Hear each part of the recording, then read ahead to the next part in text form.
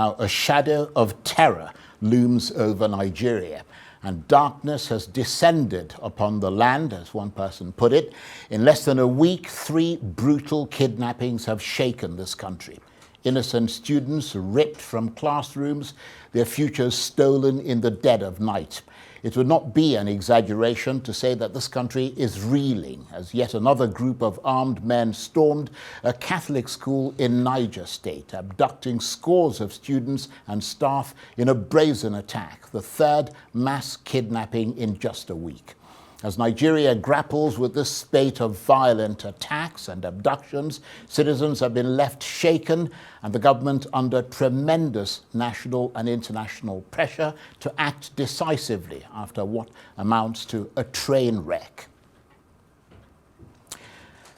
That's our first topic for tonight, and for their assessments, I'm joined now by our guest commentators, and they are the public affairs analyst, Mazi Nnamdi Iroegbu, who is both a member of the People's Democratic Party and an obedient, the development expert and business and economic analyst, Dr. Taofiq Raimi, who is a member of the ruling APC party. He's in our off-site studio. And with me in the studio here, the public affairs analyst, Zakari Mohammed, who was a member of the House of Representatives in the 7th and 8th Assemblies. Gentlemen, thank you very much indeed for joining us. And let me start with you, Zakari Mohammed. This latest mass abduction in Niger State is the 3rd mass kidnap in a week, and it adds to a pattern of kidnapping attacks that have unfolded in Nigeria in recent years. Would it be fair to say that when you add to this the killing of the Brigadier General and other officers in Borno State earlier, this is a week in which the shadow of terror has loomed over this country? Yeah, let me tell you, Charles, I think it's about five killings. In Kwara, there's an incident in the church in Iroegbu, Ikiti local government area of Kwara State, southern Kwara. Then if you come to the northern Kwara, some rice farmers were abducted and some were killed in the northern part of Kwara. Then of course in Niger, Papiri, specifically in Agwara local government. What I just want to say is that I think Mr. President should just abandon every other thing, declare a state of emergency and security, and face and tighten his belt.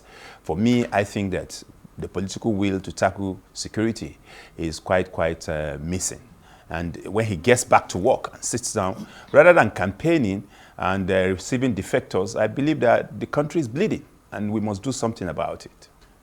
Indeed. And let me come to you, Dr. Taofiq Raimi, in our off-site studio, because you are a member of the APC and a big supporter of the president. We heard earlier that President Tinubu has cancelled international engagements to focus on these worsening issues of domestic insecurity. The presumption is that he'll be overseeing security operations. Is that, at the very least, good optics, even if it doesn't yield much result in terms of rescuing those who've been abducted? Okay, thank you very much, Charles. I think you have asked a very important question. Let me acknowledge that the week under review in terms of insecurity, increase in insecurity has been very troubling. It's not only troubling for our president, it's very troubling for every well-meaning Nigerian. And I think the life of every citizen of Nigeria is very important, because the two primary responsibility of our government, as enshrined in our constitution, is the welfare and security of the citizens. So I think it's a very good decision that our president, His Excellency President Bola Ahmed Tinubu cancelled all his international engagement, because it's one that is very concerned, is one that is very passionate, is one that wants this problem to be tackled headlong. What I just want to add in supporting all the previous and current endeavor in terms of tackling this insecurity is that we still need to develop what I would call short, medium, and long-term long-term insecurity combatant. And then the National Security Advisor, Malam Nuru Ribadu, with the army chiefs and all the military, we still have to do more. I think we are doing something, but it is still not enough. Honestly, we really need to tackle this insecurity headlong. It shouldn't be kinetic solution alone. We should have a non-kinetic solution. And it shouldn't be at the federal government effort alone. I have always advocated that the state has big role to play, including local government, including the religious society, including all of us. We have to find rules for ourselves, because if Nigeria is not at peace, all the economic recovery gain will be wiped out in no time. And no country can survive in the state of insecurity. Okay, thank you, Dr. Raimi. Let me come to you, Mazi Nnamdi Iroegbu. Many people would be forgiven for being skeptical about President Tinubu's reaction, because it's a bit unusual to see him taking this sort of public-facing front seat role in a security crisis in this country, especially when we've seen many such incidents not take precedence over international engagements in the past. Do you think it's taken sustained pressure, for instance, from the Trump administration for him to now to appear to be taking serious action? Charles, it's a sad period for the nation, Nigeria. We thought we had overcome this. We thought we could come together to solve our problem as a people, but it's unfortunate that before now, what the APC government, led by the Tinubu administration, has been all about distraction, for 2027. And so governance suffered, right? So suddenly, this moment that the president is now awake, well, I can say to him from this end, good morning this night. Good morning, because, Mr. President, you're waking up quite, very late. Yeah, but all the same, the people of Nigeria, will want to unite and indeed look for solution to these issues that we're faced with. And this is a moment to also call the attention of APC members and supporters, like my brother out there. Propaganda won't work. All of that infusement of, economic gains made. What economic gains did you have? Please, let's stop all of that and just realize that there's something wrong about governance in our country, and there's a need for us to tackle it. The president failed woefully because over and over again, we called out some of the steps being taken and said, you're the monarch-in-chief. Engage the system, engage the people to even believe in what policies you're bringing out. But every moment, every now and then, any opportunity they get is all propaganda and all that. But the pressure from the international community, particularly from Trump and all of that, I hope we will translate it. Not this attempt to, because when the issue of Christian genocide was presented out there and all that, and the government, rather than focus on indeed human beings have been slaughtered in our country. Human lives seem to be worthless in our country. Rather, they started, there are no more, there's no Christian genocide. There are more Muslims, and please, let's just stop it and put the interests of the Nigerian people first. And I think, if I may, that it is a time for the president to also address the nation, because these lives matter. Address the nation. It's not enough to play to the gallery of, I'm canceling my international engagements and all of that so I can stay back. Stay back to do what, Mr. President? We haven't seen you yet. We haven't heard from you yet. We haven't seen you express grief about the state of our country, and that calls for concern. Enough of the distraction of 2027. Let us face governance. Right. That's what we can tell the president at this time. Okay, let me come back to you, Zakari Mohammed. The Nigerian government sent a delegation to Washington led by the National Security Advisor Nuhu Ribadu, though I understand the contact so far has been with low-level administration officials. I mean, are you encouraged that they're reaching out to the Americans? Yeah, for me, I think it's a diplomatic misstep. For me, I believe that because of the issue on ground, I don't know what Mr. president is afraid of meeting Trump face to face and let them discuss whatever is there. Well, I mean, he has to get an appointment. Yeah, I know. It doesn't matter. This is G to G. You don't just wander off to Washington. No, I know. What I mean is G to G of is the White House. Nigeria's president, who the populous black nation in the world, wants to see Mr. Trump. And I'm sure that in the interest of security, in the interest of humanity, that will happen. When you, yeah, but we don't know, to be fair to them, we don't know if they've been making those moves. Charles, you asked a question. Yeah. Listen to my answer. Yeah. We don't know. Okay, the delegation he sent, for us, it's a very silent treatment to say that, okay, let some low-level personnel or officials receive you. Nigeria is not a backbencher in the Committee of Nations. And we believe that it's a diplomatic mistake because we have human resources in this country who will guide us properly for whatever mediation we want to go into. We can't be reduced to a bunch of jesters. No. For me, I believe that it is a diplomatic mistake, but we have all the resources in terms of human to be able to advise us properly. We have presidents in this country who are still living. We can use to mitigate the problem at hand rather than this junketing. It doesn't bring anything. And I tell you that, talking about genocide, I'm going back to it, tie back. Over 10,300 before these incidents happened. Since the administration came in, over 10,300 Nigerians were brought, according to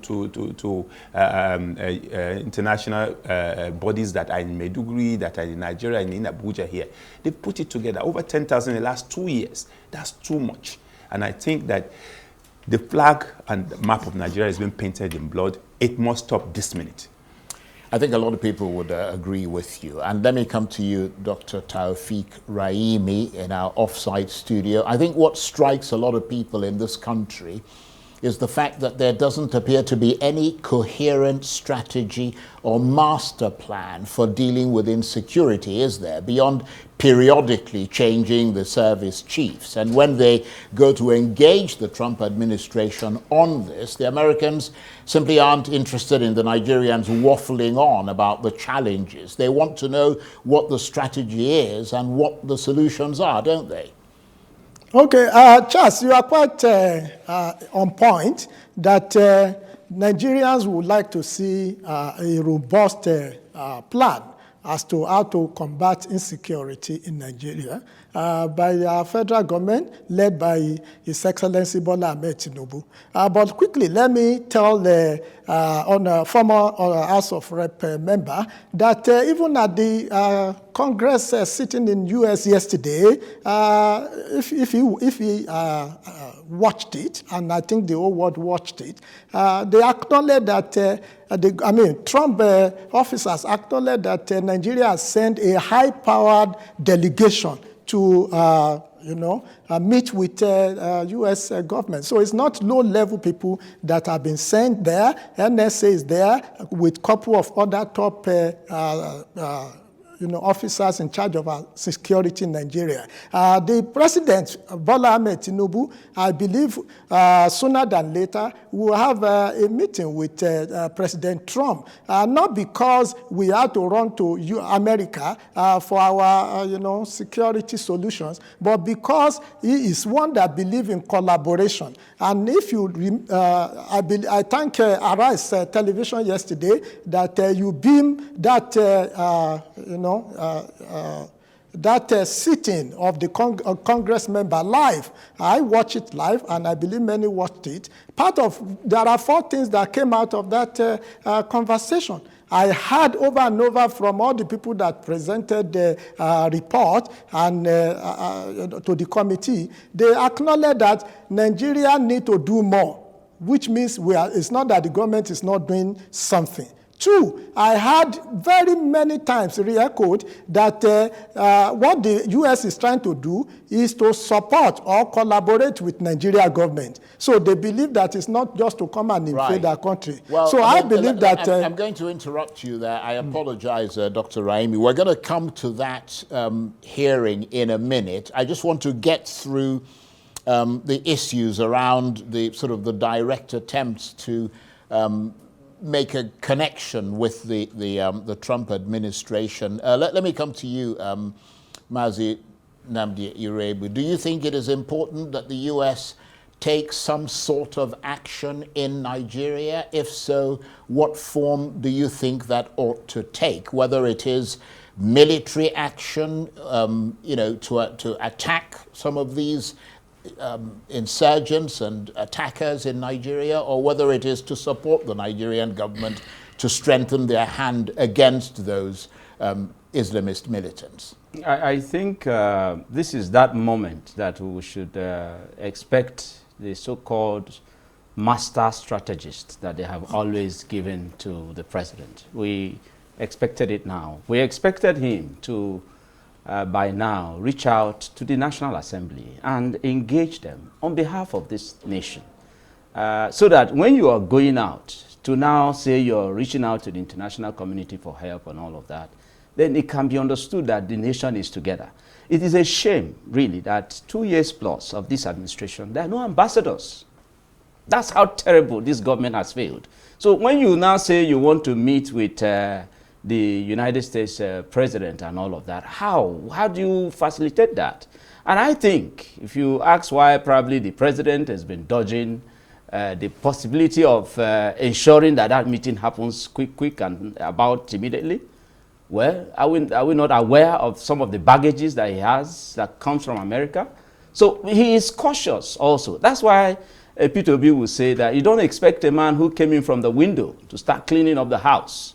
This president grabbed power and has not been able to unite the Nigerian people up till now.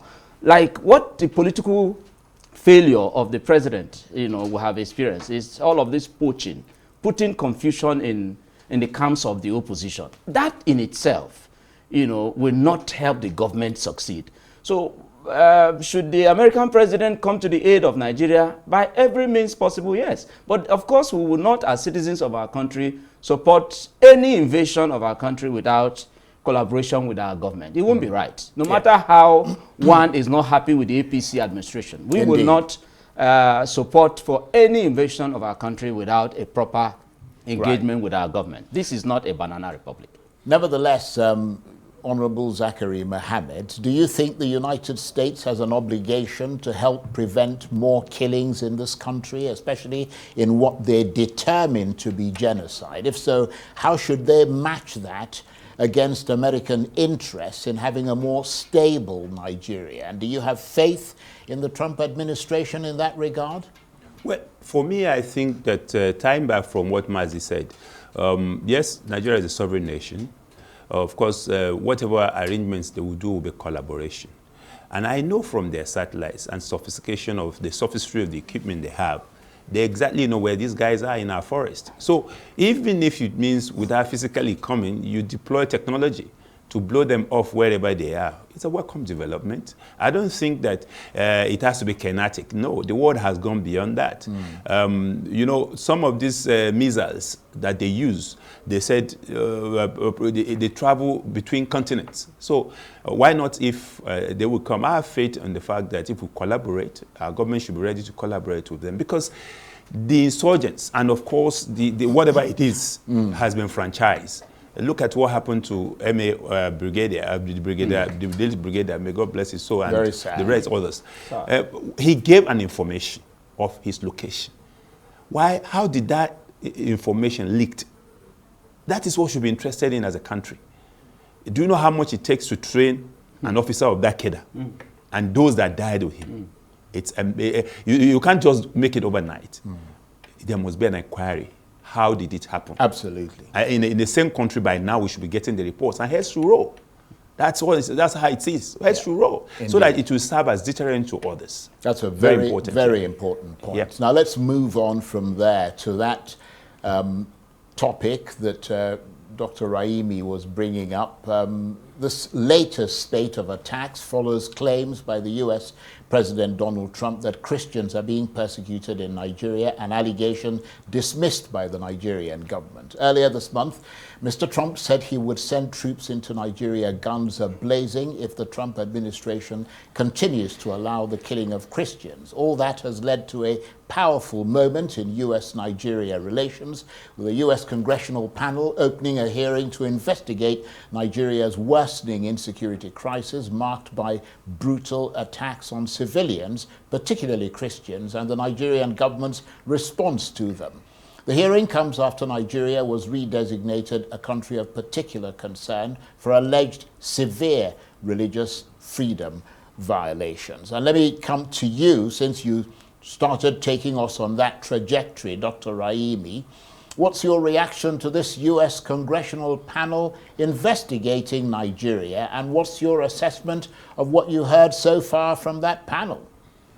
Okay, I want to put it in context that the issue of killing in Nigeria has been well emotionally partitioned in terms of looking at it from Christian genocide. I feel that before we become either Muslims or Christian or traditional practitioner, we are first human beings. So that's my take, would be that killings have occurred both to Muslims, to Christians, and to other people that do not believe in these two popular faiths. And hence, the designation of Nigeria by the president of the US, President Trump, only looking at the Christian genocide, I feel that while that is acknowledged, it should be more holistic. How do we stop killing in Nigeria? So, and the Congress sitting yesterday came to me as very useful. One, they were able to gather information as regards the kind of killing that is going on. And I heard from many of the participants, like I said earlier, many also acknowledge that it is not just the Christians that have been killed in Nigeria, also Muslims are also being killed. Two, I also heard, and it came to me very important, that U.S. is developing a plan, which they said is an holistic plan, which will include plan to assist Nigeria through collaboration with the federal government, through trade, plan to assist Nigeria through security method, plan to assist Nigeria through economic method, plan to assist Nigeria in any other method by the relevant department in America. So I believe that they are developing a plan. I also believe that when this plan is developed, they said they are going to do it in collaboration with Nigerian government. And that is the key word for me, collaboration. And I think the president, His Excellency Bola Ahmed Tinubu, has even equally called for this collaboration before now, not only from the US, but from any other country that can support us with intelligence, that can support us with even equipment we need, that can support us even with moral training, as it were. I heard my colleague Dixon of PDP politicizing the issue of killing in Nigeria, or what is going on. Please, let us stop this.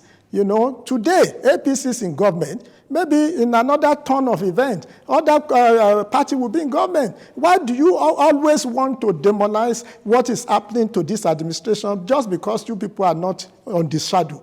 Let me tell Dixon that even the fire in PDP at the moment is far more to be concentrated upon by them than focusing on what the president has done or he has not done. I tell you what, Dr. Raimi, you're going to have a chance to really lay into him, because one of the topics we've got coming up is the mess inside the PDP. So hold your horses, mate. Your turn is coming. But let me come to you,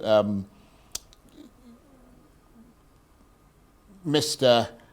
Iroegbu there. Did it sound to you, listening to that hearing, that the US can help to effectively address Nigeria's security challenges? I mean, I know it sounds like we're going over the same ground, but might it at the very least help push Nigeria's government to better protect its citizens, especially in vulnerable regions like the north, where we're seeing most of these kidnappings and sort of attacks taking place? Charles, that public hearing by the U.S. Congress, first, when I tuned in, I saw it on telly, I felt ashamed as a Nigerian. I felt hurt that our representatives in the National Assembly couldn't do what the U.S. Congress was doing about our country. I just saw that, indeed, these people don't seem to care. They don't care. Our interest is not on the table. It's their interest. Even when the APC has, through poaching, grabbed everyone and they have majority in the National Assembly, this would have been an opportunity for them to call for such an emergency sitting, special sitting, to discuss that issue. But it came from the foreign land, and our issues were dissected there without emotions or interests and all of that. You could see human beings discussing issues about other human beings. And they were indeed, in fact, one of them was moved to tears, right? And that, for me, simply shows that it appears that our leaders have lost their humanity. That's why we are where we are. Because if not, every day in Nigeria since APC came to power in 2015, not less than 100 people are killed every blessed day for the past about 12 years now that APC has been in government. And there's no end in sight. The APC has been in government for 10 years, not 12. Okay, 10 years. Okay, 10 years. And there's no end in sight. It's unfortunate. Right. But can the sitting that held, that very special sitting, yeah, it can help. Right. The issues discussed and all of that, they were looking for ways forward to help end this. And this aspect of denial from the government and the APC members that there is no Christian genocide. There is Christian genocide in Nigeria. That's a fact. But it's not that it's only Christians that are being killed. Other Nigerians are being killed.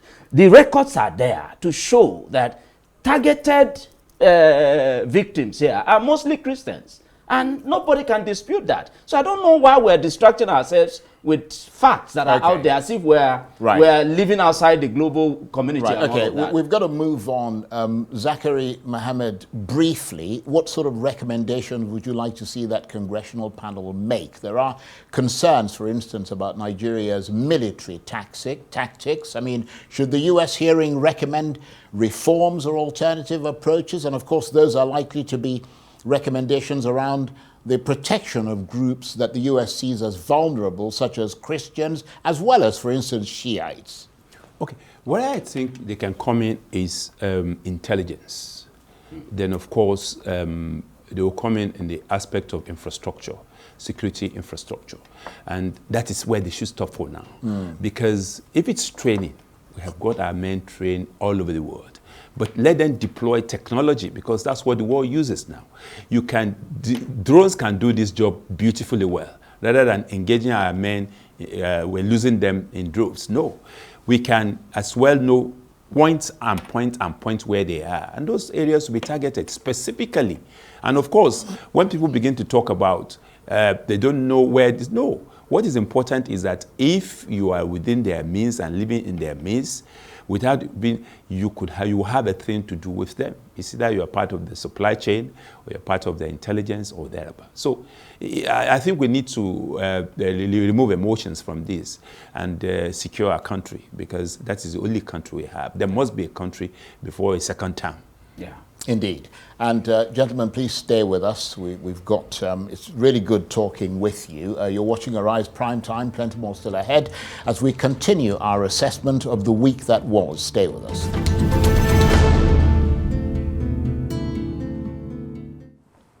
Welcome back to Arise Prime Time, where we offer perspectives on the news and talking points of the day.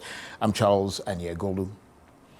Now, this was also a week in which the trial of Nnamdi Kanu, the enigmatic leader of the proscribed indigenous people of Biafra, or IPOB, reached its sensational conclusion. And in the end, he was convicted of terrorism-related offences and sentenced to life in prison. The judge, James Omotosha, declared that the prosecution had successfully established Kanu's culpability in perpetuating a campaign of violence and intimidation. Mr. Kanu's lawyers vowed to appeal, calling it a travesty of justice.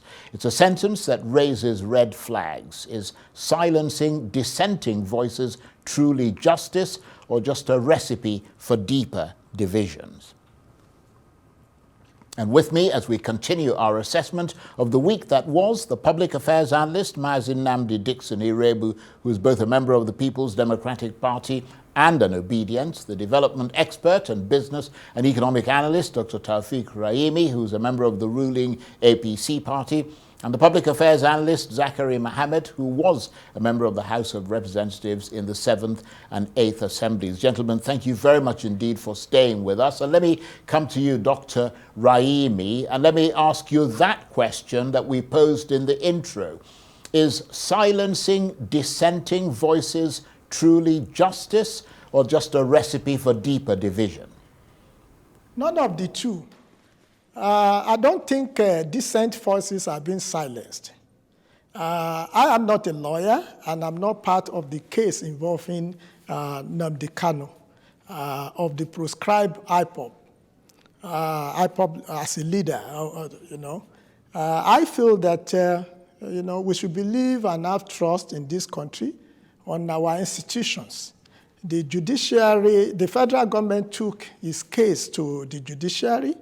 The judiciary, through the court of first instance, has proclaimed or pronounced its judgment. And the judgment is not, at least as of now, in favor of Nnamdi Kanu. He has been sentenced to life imprisonment. I was on your program a few weeks back, and I told you that the case is legal as of now. But I also suggested that there could be political resolution. As at that time, he hasn't been judged by the Federal High Court. There are two other courts that he can appeal to, the Court of Appeal, and from there, he can also escalate if he's still not in his favor to the Supreme Court. But this is just legal process, which is allowed in our constitution and as a country that is not banana republic. However, I believe that the president, Bola Ahmed Tinubu, can pardon anyone if there are merits to it. I believe the Southeast leaders, like I suggested the last time to you, Charles, if you remember, that they can come together genuinely. And the conflict also should demonstrate remossiveness because we need the peace across Nigeria. Okay. That is my position on this. Okay, thank you very much indeed. And let me come to you, Nnamdi Kanu. He's my brother. So. Nnamdi Iroegbu. What is the path to lasting peace in such circumstances? Charles, the trial of Nnamdi Kanu is a trial against the Igbo people in Nigeria. It's not about Nnamdi Kanu. The civil war is not over. That's the honest truth. Nigeria is still, by every opportunity available, doing everything possible to subdue, to make the Igbo man in Nigeria more like a second-class citizen. And this happens in different parts of Nigeria. So it's unfortunate. We thought that this would have been a wonderful chance for the Nigerian state, the elites, because most times when we say this, most people will paint it like, oh, it's against the ordinary Nigerians. No, the people who have indeed ganged up against the section from the southeastern Nigerians from the southeastern Nigeria are mostly the elites who, whatever squabble they have with the Igbo man. But that trial, we thought it would have been an opportunity for the Nigerian government to rejig the system and indeed bring back everyone together. That after the Civil War, it's quite shameful that we are pretentious about it, that there were about 3.5 million people slaughtered during that Civil War. It's shameful that up till now, the Nigerian system is pretentious about it and expects us to keep quiet. There's no family in the southeast, in Igbo land, that didn't have one life, one human being or the other that they lost. So to think that the incarceration of Nnamdi Kanu will kill that very ideology and all of that, it's a waste of time. It's unfortunate that here we are.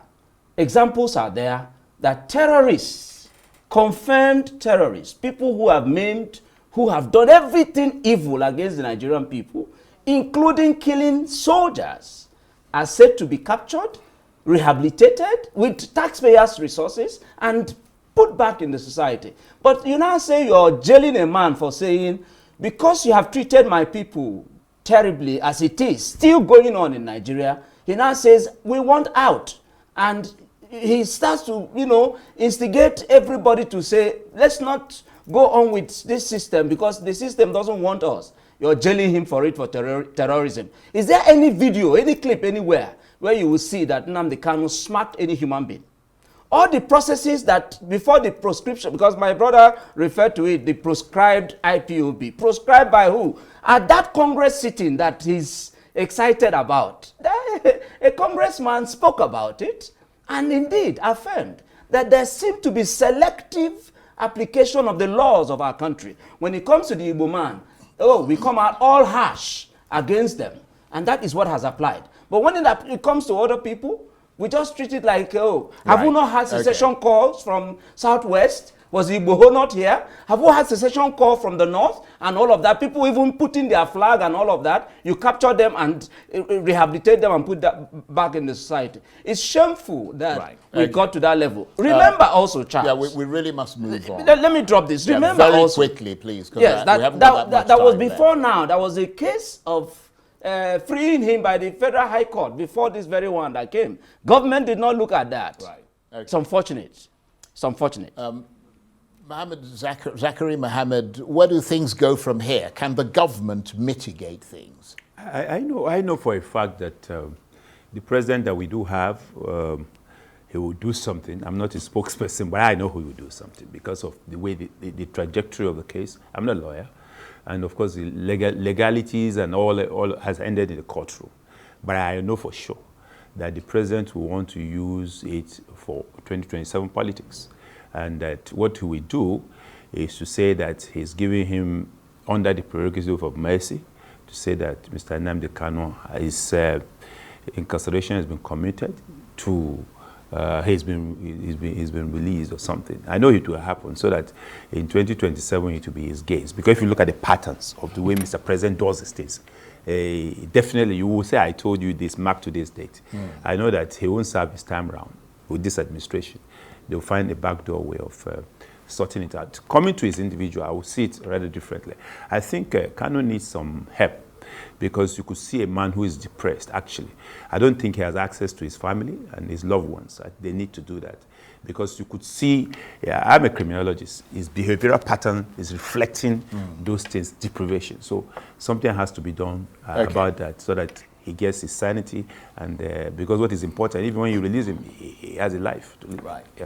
Okay, let's move on. Of course, this was also a week in which the main opposition, PDP, headed for a showdown with rival factions storming its headquarters in Abuja, forcing the police to tear gas the crowds. It follows the party's contested national convention in Ibadan last weekend, which ended up expelling the Minister of Abuja, Nyesom Wike, and several other prominent members. Mr. Wike then convened his own splinter group and in turn dismissed leaders of the other faction, including Governors Bala Mohammed and Sheyi Makinde. So after the raging, very public intensity of this latest crisis, is the PDP now tottering on the precipice of implosion?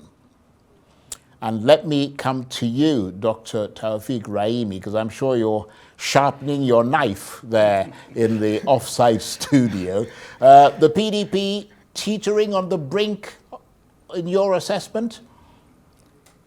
Charles, a few months back, you asked me this same question when there was the question of Nigeria, APC turning Nigeria into one-party state. I said that the problem is that the opposition party, particularly PDP and Labour Party, were the ones that were not putting their house in order. I want to tell you, I want to remind you that that time, I also told you 7 things that PDP is supposed to be doing. I told you. I said they should undertake genuine reconciliation if their house must be built. They didn't do so. I said they should organize congresses across the 36 states of the Federation and FCT. They didn't complete it. I told you that they should also find a way to solving their internal problem without calling APC. If a wall does not crack, lizard will not enter. There is enough fire in the house of PDP, not just before now. PDP is not only in intensive care, but I think maybe it's on the way to mortuary. However, we want far opposition. APC is not afraid of opposition because we want competition so that our victory by 2027 will not only be assessed to be right, it will be seen that we actually contested well. Our president, President Bola Ahmed Tinubu, we are doing all that is possible, including good governance, which we will continue to intensify. We are also doing inclusive governance. People like us will soon join our government in terms of active, in the appointment. And you're applying for a job, are you? I'm not applying that. What is wrong if I apply for a job? Charles, you haven't been compensated yet. Yeah. Well, I hope for your sake that you get compensated. Thank you. We can have you turning the tables here very soon. But let me move on, because we've literally got 4 minutes. I'm very sorry to interrupt you. Thank you. Mazi Iroegbu, please keep your answer short, because we haven't got that much time. What do you make of what happened at the PDP's headquarters earlier in the week, and the fact that things degenerated to that level of clashes and tear gas being fired by the police? You're a member of the PDP, and we saw you on camera, quite visible, while all that was taking place. I was even attacked at that very event you're referring to. Before that very Monday that our secretariat was invaded, aided by the Nigerian police, because we had had our convention in Ibadan, and of course did everything that we could to put our party back on track by ensuring that these more like fifth columnists in our midst are axed out. And Nyesom Wike has become a problem to both to the nation and to the democracy of our country. Survival of democracy in our country today, he is directly involved, being used as a tool by the president, because the president cannot said to be unaware of what is happening or what Nyesom Wike is doing. So for us, it's not particularly Nyesom Wike now. Tinubu is intentionally destabilizing the PDP, but we, the people in the PDP, have said no to it. We have taken our party back. We had our convention, and every other thing is being put together to ensure that we, alongside other political parties, can form the real coalition with the Nigerian people so that we can oust these ruiners of our country, because APC has ruined everything about our country. We, the PDP, left a $555 billion US economy in 2015. They've bungled it. They've wrecked it. The security situation we're faced with today, it's terrible. And there's no plan whatsoever. Right. The issue of subsidy and all of that, my brother was talking about how they have done well with the economy and all that. How? Is your life better today than it was while PDP was in power? No. They are now trying to teach us how to run political party, how to run our affairs. My brother, fix your home. Immediately in 2027, by the time PDP sacks APC, APC will go extinct. They cannot survive what the PDP has survived. Well, that's a very optimistic projection. Of course, we will come back in 2027. Given the way things are. But let me come to you for a final word, Honorable Zakari Mohammed, as the PDP hurtles, and it's fair to say that it is hurtling towards the abyss. One cannot help but wonder, will it emerge from this chaos, reborn, rejuvenated, or will it succumb to the weight of its own internal contradictions? What's your assessment? For me, if the powers that be wanted to, because of course PDP will be groaning under court cases, it will be groaning under infighting, which of course has been there. I used to be a member of the PDP. I am of the ADC now. We have seen this happen, and that's exactly why we decided to take our call to say, look, if we must play politics, let's play it elsewhere. Because the minister of the FCT too is medicine, very, very medicine. And of course, the Nigerian police have to reassess their position in the way they do things. Right. They need to reassess their position because they are called Nigeria police. They are not a police of any political party or any interest. So they should be neutral, and the courts too should be neutral. They should try as much as possible to hand down right. Very, very, very Okay. impartial, so that no democracy thrives without a viral opposition. Indeed. And it's necessary. If that happened in 2014, for instance. No, we don't have time to If go PDP into didn't allow 2014, APC to right. come in, we wouldn't have had an APC. Okay. So they should allow others grow too. Indeed. By On the that way, note, coming back to in PDP. that note, I'm not I coming, want to I'm not thank coming, you I'm not very coming. much indeed, I'm gentlemen. through. Dixon, Zakari Mohammed, who was a member of the House of Representatives, Dixon Iroegbu, who is both a member of the PDP and an obedient, and Dr. Taufik Raimi, who's a member of the ruling party, APC. Thank you very much indeed. That's it for this edition of Arise Prime Time. Join us again next week. From me and the entire team here in Abuja, bye-bye, and thank you for watching.